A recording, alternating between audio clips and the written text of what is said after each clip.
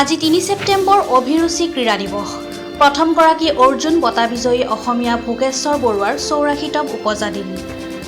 আজি অভিৰুচি ক্ৰীড়া দিৱস। অৰ্জুন বঁটা প্ৰাপক ভোগেশ্বৰ বৰুৱাৰ জন্মদিন।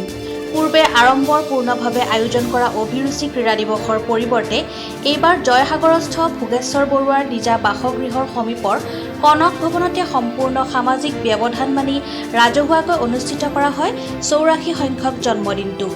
আজি শিৱসাগৰ জিলা প্ৰশাসনৰ হৈ অতিৰিক্ত উপায়ুক্ত জুনুমণি সোণোৱাল উপস্থিত থাকি জন্মদিনৰ কেক কাটি বক্তব্য আগবঢ়ায়।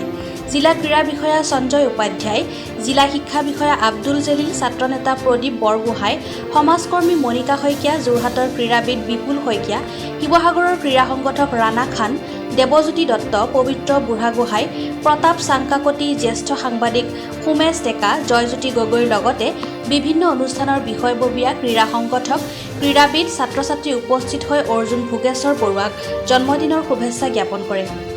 অৰ্জুন ভোগেশ্বৰ বৰুৱাদেৱৰ জন্মদিন আমি ৮৪ সংখ্যক জন্মদিন আমি ইয়াত উদযাপন কৰিছোঁ। অতি অনুষ্ঠুপীয়া কাৰ্যসূচীৰে নিৰ্দিষ্ট সংখ্যক ব্যক্তিৰ আমন্ত্ৰণৰ জৰিয়তে অনুষ্ঠিত কৰিছোঁ। আমি বিভিন্ন অনুষ্ঠানৰ সভাপতি সম্পাদকসকল আহিছে, তেখেতলোকে তেখেতক সম্বৰ্ধনা জ্ঞাপন কৰিছে।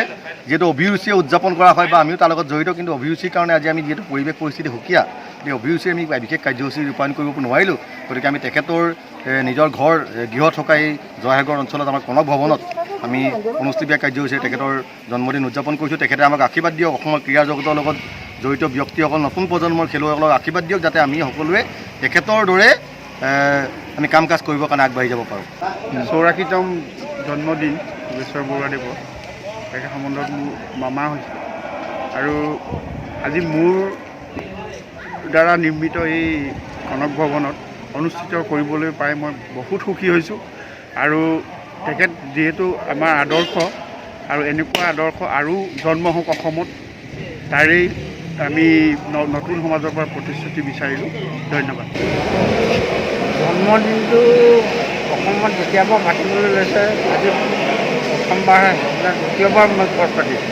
হয়, এনেকৈতো ৰাজহুৱা হিচাপে চেণ্ট্ৰেল হিচাপে গুৱাহাটীত পাতে, আৰু সেইদিনা জন্মদিনটো গোটেই অসমতে পাতে।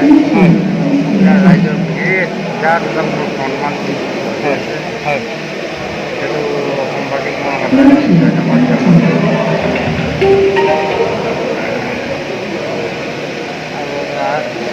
আৰু ক'বলগীয়া কি আছে, আজি প্ৰথমবাৰ যিবিলাকে ৰাইজক কৈছে মই মতা কাকো নাই, এজন দুজনক মাতিছিলোঁ, সেইটো খবৰটো পাই সকলোৱে সকলো আহিছে, বৰ সুখী হৈছোঁ মই। কাৰণ মাতিব নোৱাৰোঁ, এই গতিকে আজিকালি পৰিস্থিতি যিটো একেলগে বহুৱাই মেলি খোৱাব নোৱাৰোঁ, বহুত কথা চিন্তা কৰি মতা নাছিলোঁ। কিন্তু নেমাতিলেও গাড়ী আহিছে।